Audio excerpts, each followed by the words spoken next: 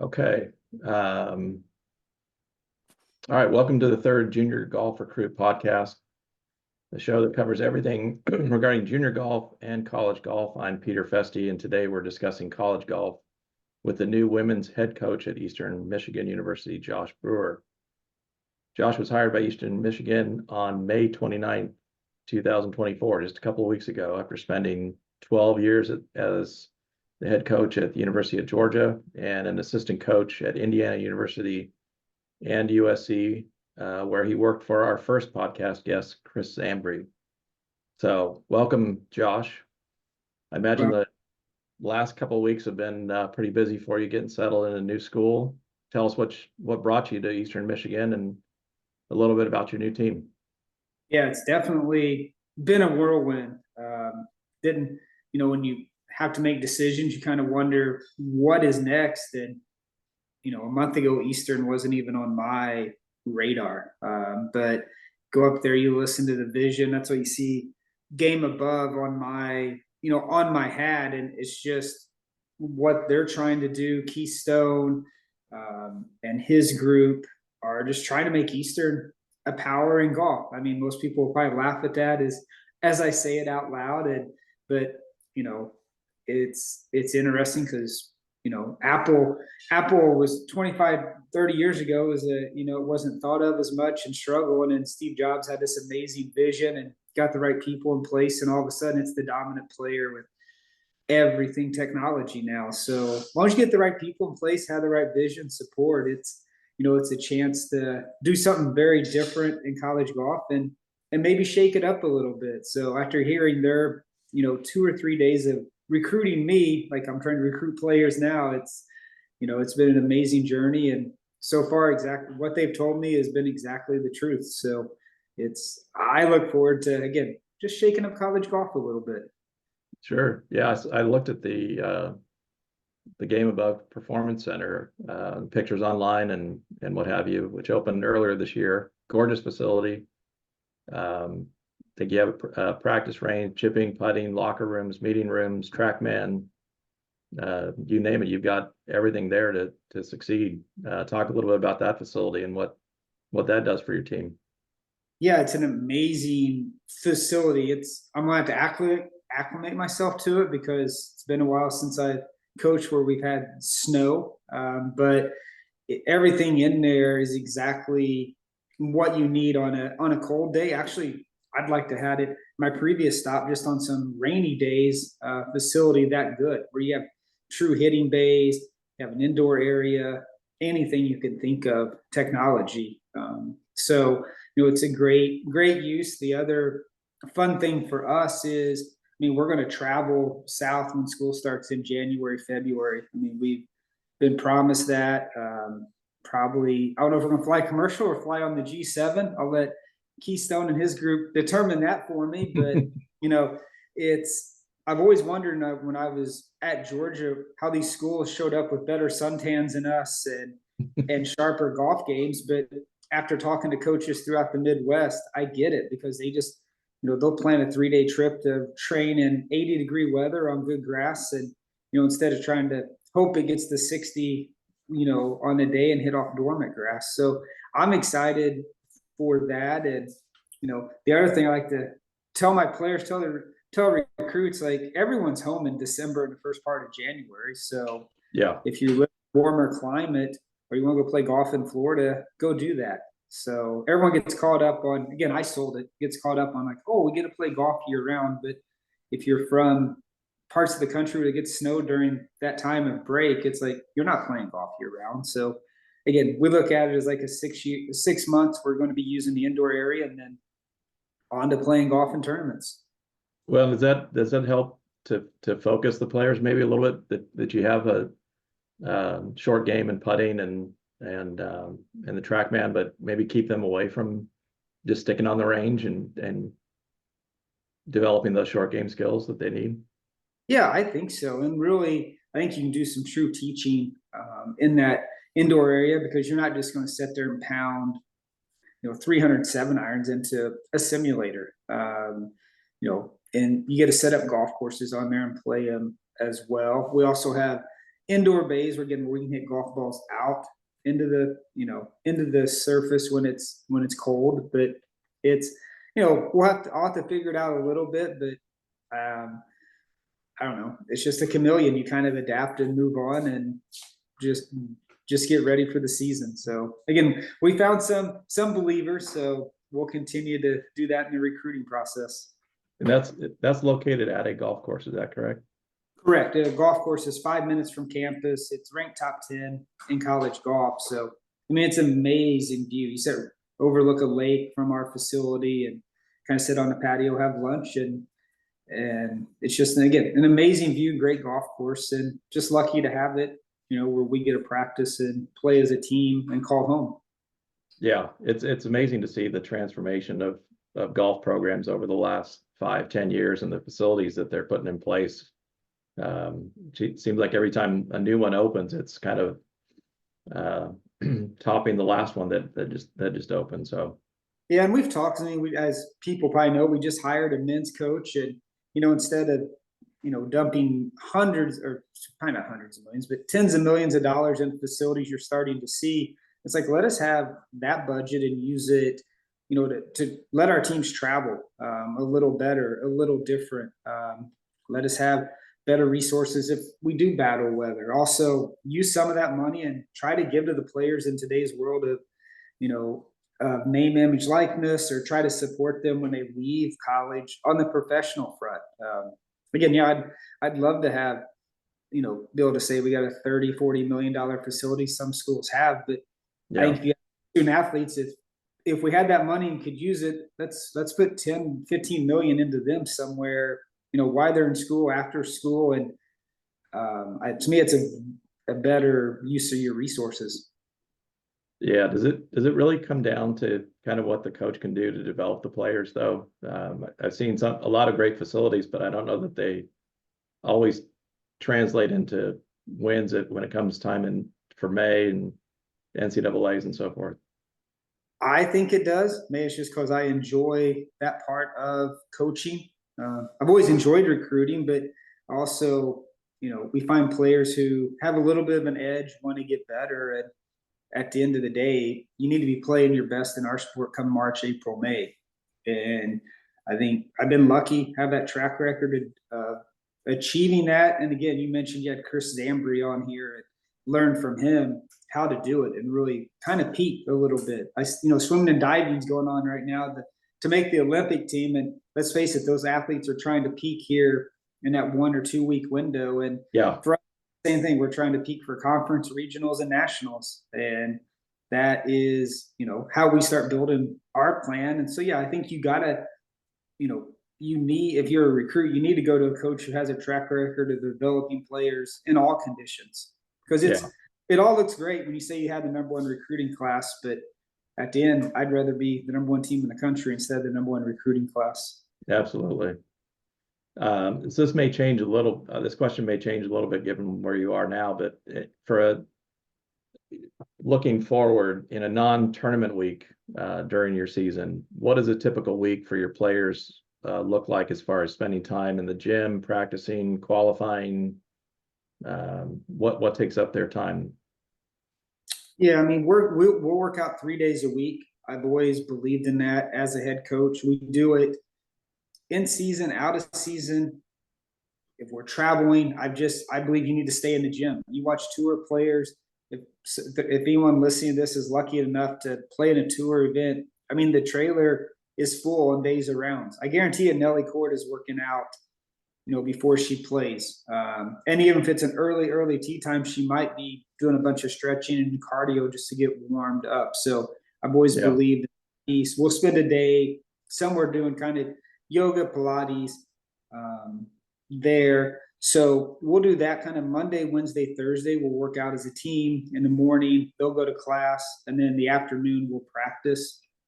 My plan right now is Tuesday we'll take off because of NCAA rules. I like giving them a day off during the week to kind of just maybe do life things or do things on campus they need to do. And then we don't have class on Friday.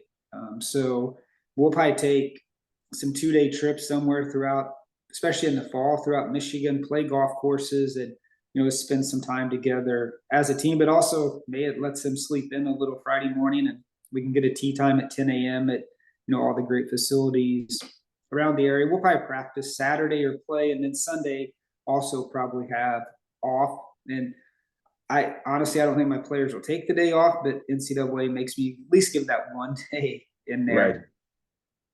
So figuring that out. And also we take a lot of classes online, which is new for me. So, I think that really helps in the winter months, because heck, maybe we can take a 4-day trip to Florida instead of a 3-day trip just to train. And that's really beneficial in the long run.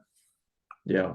And for those that maybe don't know, you're just a little bit west of Detroit. What are some of the golf courses that you get to play around there? I know there's a lot of good courses up there. I'll just say, Google anything in Michigan and we'll play it. We're 25 minutes from Detroit Airport. Ann Arbor is right there. I know they're kind of a rival, even though they don't see us as that. But anything through the southern part of Michigan, we can play. You got Oakland Hills, and I'm just learning the golf courses, truthfully, being up there. But I took a 20-minute kind of radius of where campus is, and I came across 10 elite golf courses that we can play, and that's pretty special to have. And they're all been very good to us. Again, and there's a lot more Eastern people than I realize floating around Southern Michigan. Want to see this succeed. Yeah, that's great. As a coach, are there any kind of principles of golf that you insist your players add to their game, or when they've completed their time, they kind of look back and go, that's what coach maybe not made me do, but I'm glad he made me do that. I would say yardage work. They don't always like me, but we harp on yardage work and trying to, I want them to know if they're hitting wedges, the difference between 77 and 81. It doesn't sound like much to the average golfer, but if you want to be elite, it's massive. You also, understand the weather piece when you're doing yardage work. I make them get all that in cold weather, what's ideal, and then hot weather, and just really pay attention. And then a lot of putting. We spend hours putting each week, and just so they know what they do. I think a lot of coaches and a lot of teachers always are telling you to work on something. You're not doing this, but we spend a lot of time on you do this well, continue. Do not change this. Let's work on something, but try to make them remember the really good things they have going on. So I'd like to think my players say those are the 2 or 3 things they have. I just caddied for Jenny Bay this weekend, and she still has a little placard card that I made them in school. I kind of laminate them, stick them in my pocket, and carry yardages. So it's, I don't know, to me, it makes you smile as a coach, because okay, she's really good. She's professional, won twice already. And, really her first year out there, but she kind of still has some little things that, you always wonder what they take, but again, that one made me happy. That's good.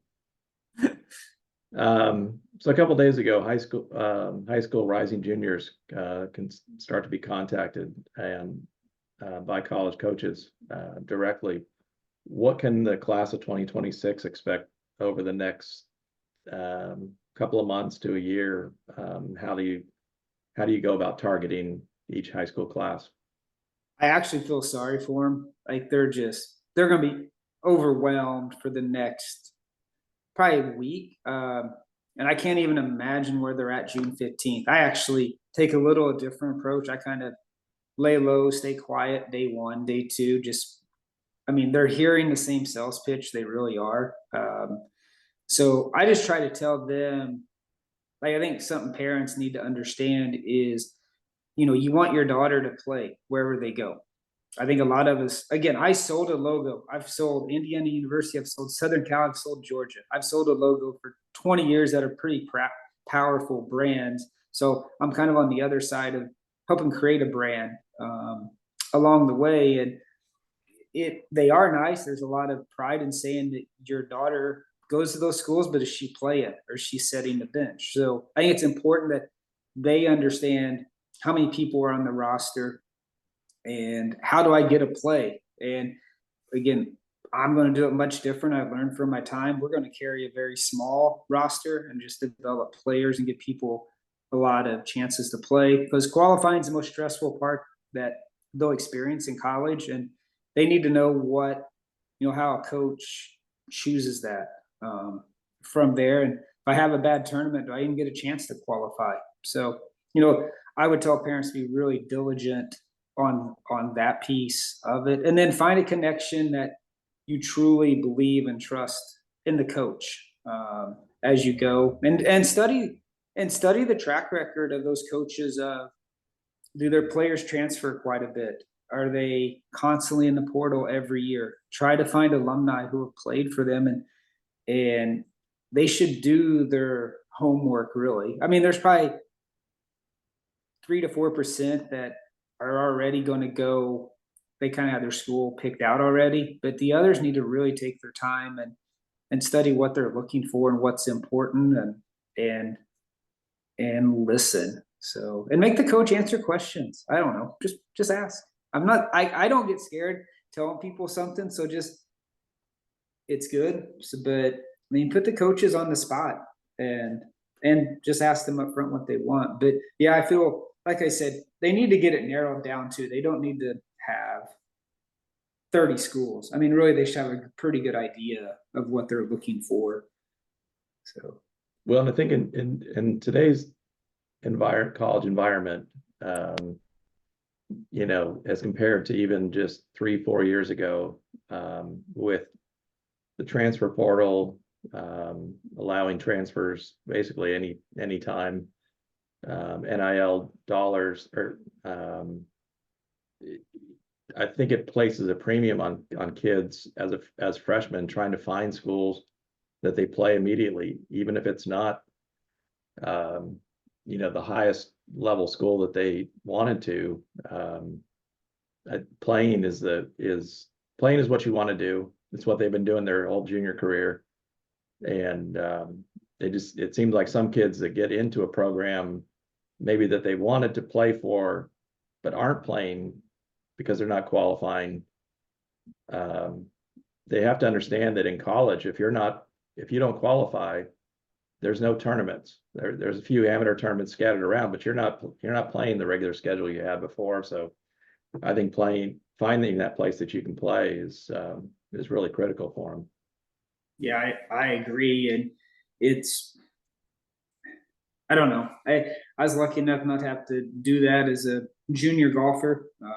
Found a place I could play immediately and do that, but I wish I knew what parents were really thinking. If I had that magic bullet, it'd be a lot easier for me. But again, it is important, and that's the most frustrating part. And I know it's the hardest conversation as coaches when you have a player who's played one event, the entire year, and it's like, what do I need to do? It's like, you need to compete and all that. So make sure, again, just look at somewhere you can go play golf, truthfully. And you're right. I mean, with the portal, if go there, have a great year. I mean, I guess you can get back in there and look around a little bit and see if there's better options for you after. But let's face it, there's probably a reason you're in the portal if you're in there. I mean, I'm not saying the grass is always greener on the other side.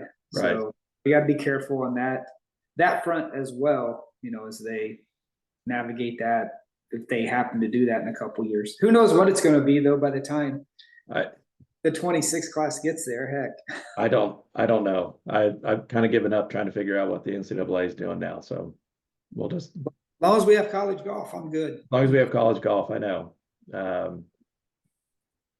So touching on that a little bit, one of the premises that Chris Zambry gave me years ago when I was building Junior Golf Recruit was setting up a search option for colleges where they can put in their scores and they can kind of find which schools they would most likely start at. I'm not promising anything. It's a guess. But Chris's premise was that if you are targeting coaches where you could be a starter for them, you're going to have a much better success in the recruiting process than continuing to send emails to a coach where you're 2 or 3 or 4 shots off their average. Is that fair to say as from the coach's perspective? Yeah, it's really fair.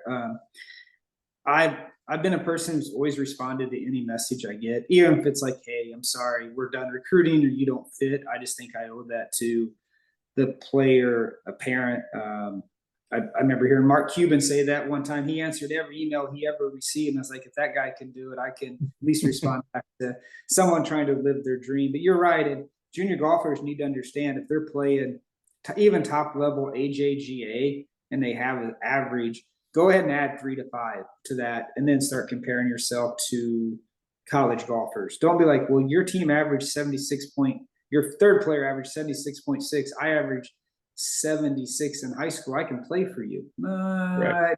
Truthfully, I need to really look at what you're playing. And now you go play amateur tournaments, like you can probably compare. Those are probably pretty close to apples and apples there. But yeah, I mean, that's kind of just the way I've always looked at it from the recruiting. And again, they got to understand too, if they send messages out to coaches and don't hear back, it's probably time to go ahead and move on from that school. Just like me, I send messages out to recruits, never hear back. It's like, well, okay, who's next? And there's plenty of options out there. But yeah, it's, be realistic. I mean, all of us, I want to go play the US Open. Well, I got to get through qualifying. I can sign up, but they're just not going to let me in there because I happen to shoot 67 with my buddies one day. It's, we have a process, and just be realistic what you can really achieve and do and go from there. Well, we and based on Chris's advice too, we adjusted our scoring by about 3 shots. And the rationale for that, and I'm glad that you brought that up, was the rationale for that was college tournaments are usually long, compared to juniors, they're longer, they're set up a little bit harder. You've got better talent, so you want a better test. And I've heard the same thing from different juniors of, they shoot 76, I shoot 76. How come they're not returning my email? So we made an adjustment that way to try to help them out there. Next question: When you attend, I assume you attend junior tournaments in person, look at talent. What are some of the qualities that make a player stand out, or for that matter, make you kind of skip that player and go on to the next one? Well, I love a person who hits the golf ball hard. So I'm always enamored with clubhead speed. So that's just something I can't teach very well. And then always kind of curious how mom and dad, if they're there, how they're reacting when the daughter good shot hits a bad shot, and gives me an idea how they're going to be with me when I have to make a good decision, a bad decision, and becomes extremely important. That's what parents need to understand. Most of us are watching them as much as we're watching their daughter. I actually like personality on the golf course. I've always given players like, hey, I'll let you slam a club, I really will, but you got to be just as emotional when you do something well. Like, and I think that's what some people forget. So I'm good. Like, if you're going to be even kill all day, I don't know how much I'll truly recruit you. I like the emotional piece of golf and competing. And I used to like to watch people who have a good resume, kind of have either a bad ball striking day, and just kind of see if they're tough enough to kind of just suck it up and post the score a little bit.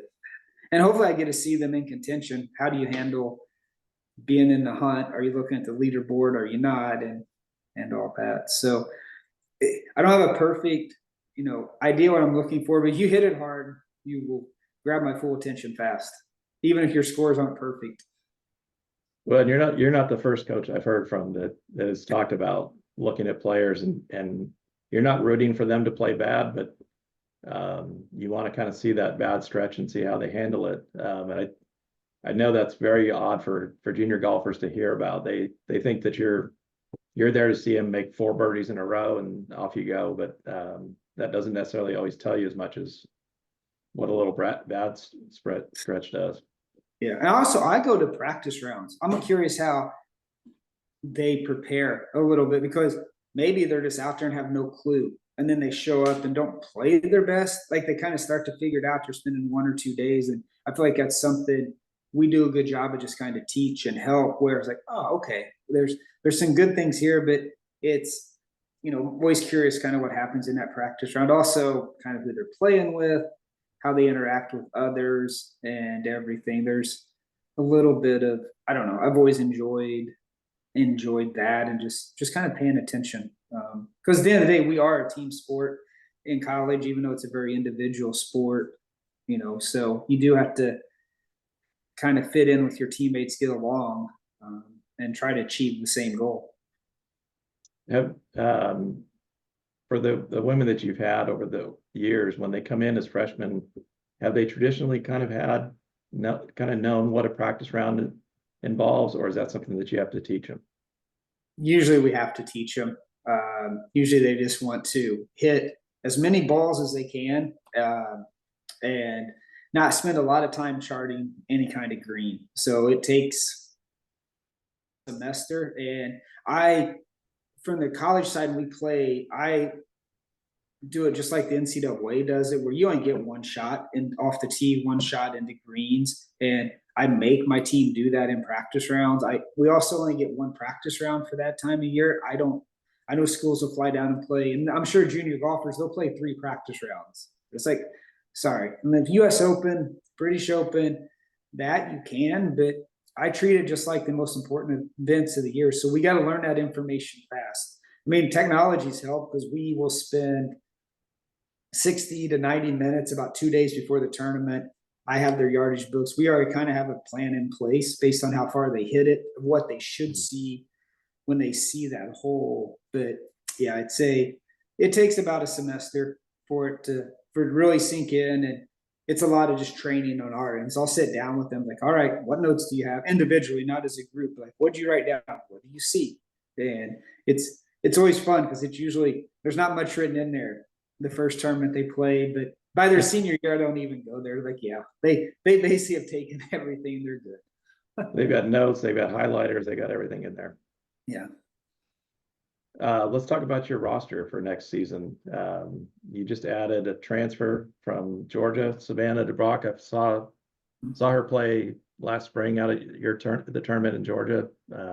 Wonderful player. You have one returning from last year, I think, or do you have more returning from last year? Let me ask that question. No, just one right now. Just one. All right. Just Riley Kim, right? Correct. All right. And then incoming freshman. We haven't signed him, so I can't really say. Okay. We're gonna have 2 incoming freshmen. Be adding a she's not even a transfer. How about, she was just at Eastern Michigan going to school and has played amazing golf throughout Michigan, but not on the team. So Okay.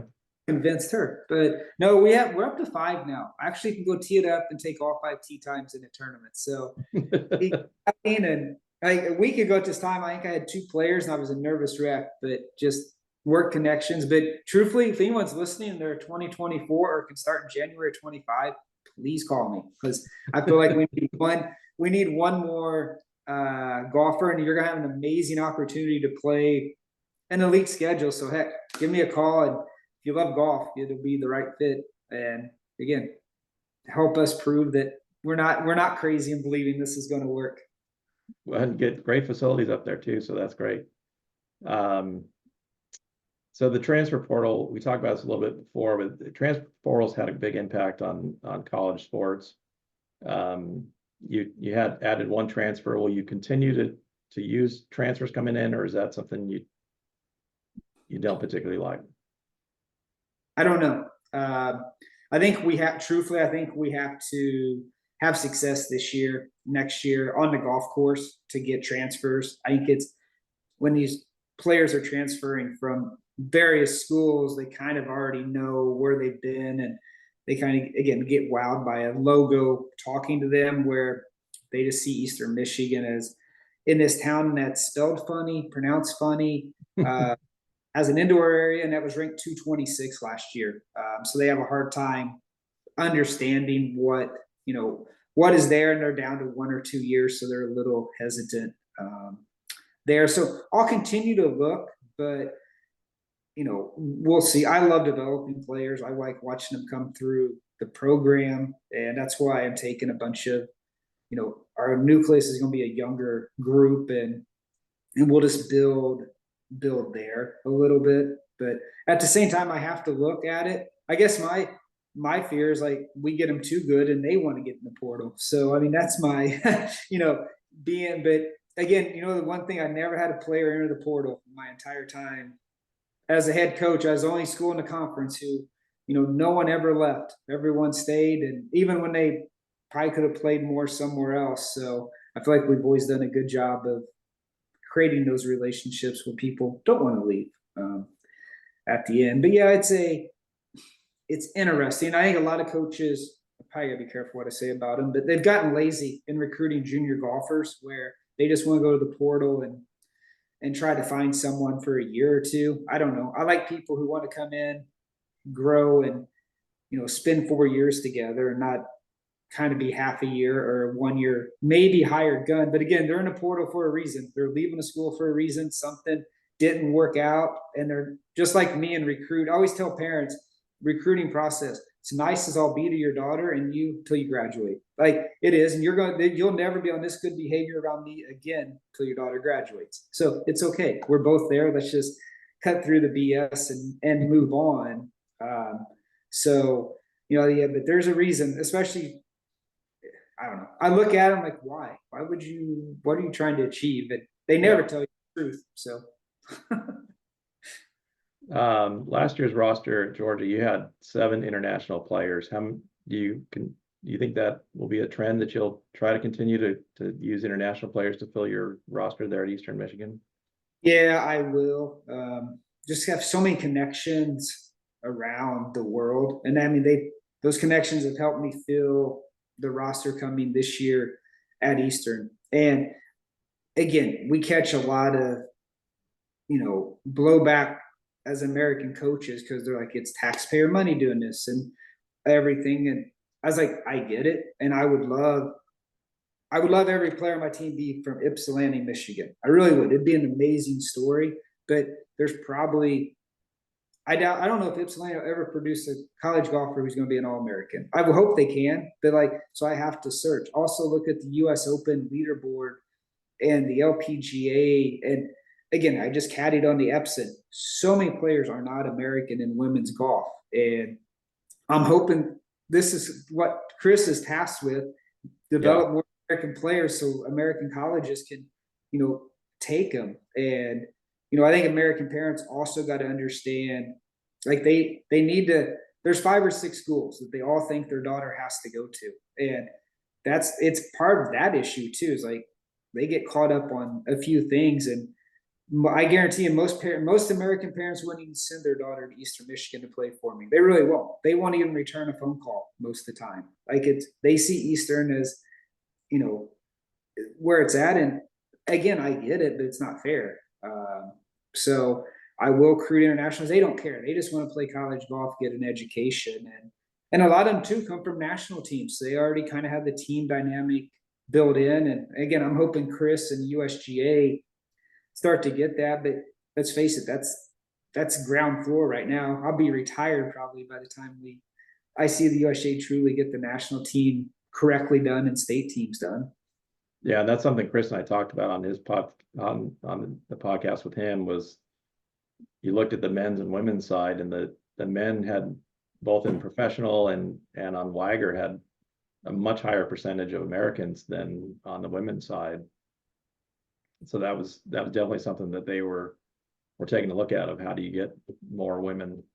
Yeah, I mean, you look at because again, you got to be top 30 American to get in, top 30 international player to get in, and you can't even get the top 50 in the world, and it's already cut off for internationals. You'll get the 125th player in the world who's American, and 22nd or 23rd like American. So it's, even on the amateur side, you see it in the leaderboard at Anwa is going to be splashed with international flags. And I just see the world as a, this massive place that has golfers. I don't care where you come from, just make birdies and be a good person. Well, at the end of the day, isn't that's what, as a coach, that's what you're being judged on is, how many wins did you get? How successful is your program? Not really where did they come from? Yeah. I mean, I've never been anywhere where they said, we don't care what you finish, just as long as you have all Americans or you have all players. But then so far your campus, it's like win or someone else is going to be in your seat. It's like, hey, so figure it out a little bit. Well, for those, that it's a small percentage of college golfers that to go on and play professionally. For everyone else, they're going to start a career in whatever, and that's a good lesson for them that when they get out in the big world, they're also competing against everyone in the world for jobs, and it's such a global environment now for work. So might as well learn it early on. Yeah, and again, truthfully, most of the countries, especially Asian countries, their best players never even come to America to play in professional golf. They're so deep, but they've been doing this for 60, 80 years of really developing junior female golfers and continue to support. And the Japanese ladies tour is, I mean, it's maybe as good as the LPGA, if not better, talent wise. We'll never see it. And unless you travel to Tokyo or somewhere, you're not going to realize it. But it's the talent, especially in Japan, is just off the charts. So and again, I think the Olympics hopefully help promote that and get our American players, up and going and staying in our sport and not trying to do something else. Yeah. Let's switch to NIL. I know there's a lot of junior players, and including myself, are still trying to understand what that means in college. What are players allowed to receive from whom? And in the golf world, what kind of sponsorships are they getting? I'm going to start with the last question first. Right now in women's golf, I don't think there's a lot. I think there's a few players who are making. I don't see, like, I'd love to know. I never heard the number, like Amari Avery, because she was on at USC and then was on, I think it was an Amex commercial or Visa. Like, I don't know what she made, maybe 50,000. I mean, I'm just throwing a number out. I don't quote me on that. But like, Yeah. that was one of the more, that was a high profile female college, amateur golfer. Rose Zhang, I don't know what she made. She should have made buku dollars, honestly, as an amateur. I can go off. I know what Jenny Bay was offered at Georgia and she won the Inkster Award, first team All-American, runner up at ANWA, and it barely hit five digits. I mean, it's 10,000 is about as much as she got offered at anything. So it's very limited, and but I think people need to ask. I mean, I've been told, again, you see the name on my hat. I've been told by them to make the player give you a number. Like, let us decide if it's too much or not enough. So I think parents truly, they need to ask if that's what they want. Now, again, it's the rules, they change again every day, but right now it's as, I shouldn't say pay to play, compliance will kill me, but I mean, they have to do a few things for, like, if you come to me and Game Above was the group that gave you, let's just say 10,000, 25,000. There's some things you have to do to promote Game Above. And now the rules have been laxed too, where international student athletes can start to receive money when they're home, back in their home countries. There's some things they have to do. Just again, you're supposed to do something to get the money, not just simply receive the money. But I think you're seeing pay for play come through the NCAA now. I think that's what it's going to turn into. And what is it? What is the top junior golfer worth? Like, I don't have a number. Like, I wish I did. That part's always hard for me to figure out. Is I always look at it. My long-term past in my career was in finance, and so I always look at it as, you pay this person $10,000, and you're going to get $20, $50, $100,000 in return from exposure, marketing, what have you. And I'm not sure that I can figure out how that works, how that equation works in NIL right now. Yeah, and it's like people like parents need to understand too, like your top female golfers, and I'm using Jenny Bay for example, just because she's close to me, but like she's going to sign a deal with a company that's very elite, but she's not going to hit six figures on this deal per year. Most LPGA players, they're lucky to have a $50,000 sponsorship. They really are. I mean, that's elite on the women's golf. So I guess if you, as a junior golfer, you go to school and they offer you 25,000 in NIL money, I mean, you're getting half of what some of the most elite players in the world are in the LPGA. That's pretty. That means they want you at the end of the day and want you badly.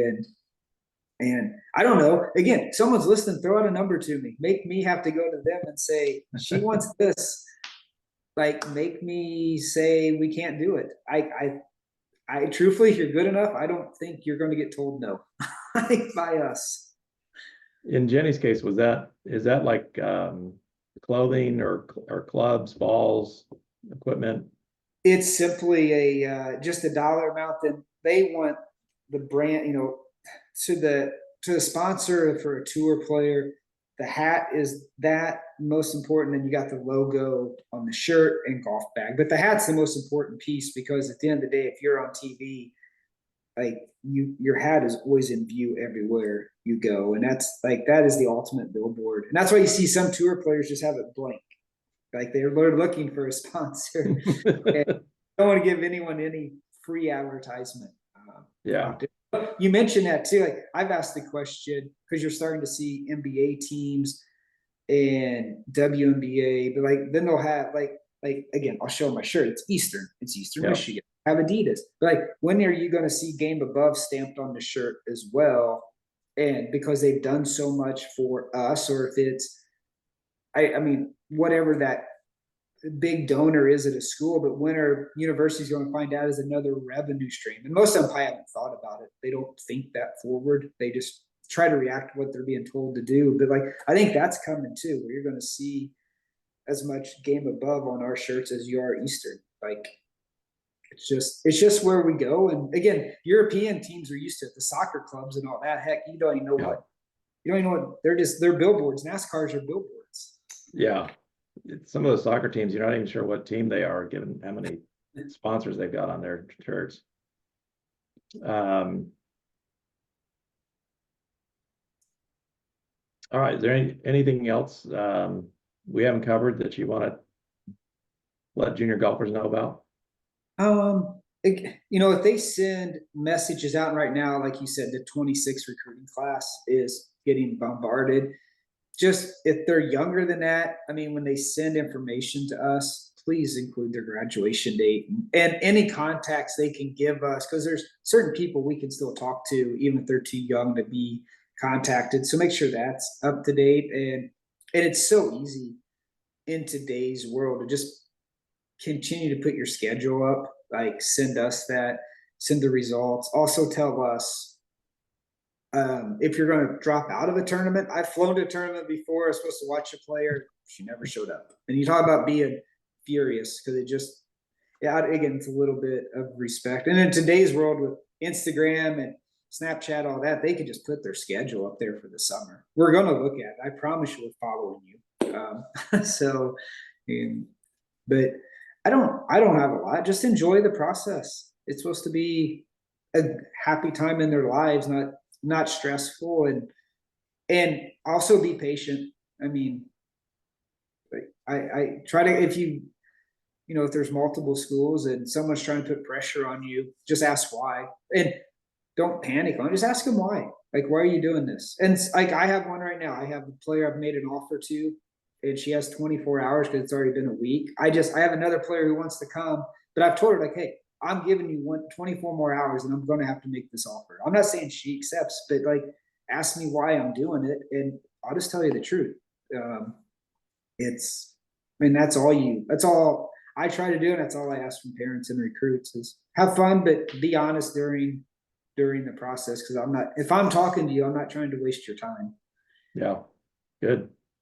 So, but I appreciate it. So I appreciate you coming on. Good luck in the upcoming season. You got a lot of work ahead of you. And you're welcome to come back on anytime. We'd love to talk to you again. no, I appreciate it. Thank you for everything. Have a great day. All right, you too. Thank you. Take care. See you. Bye.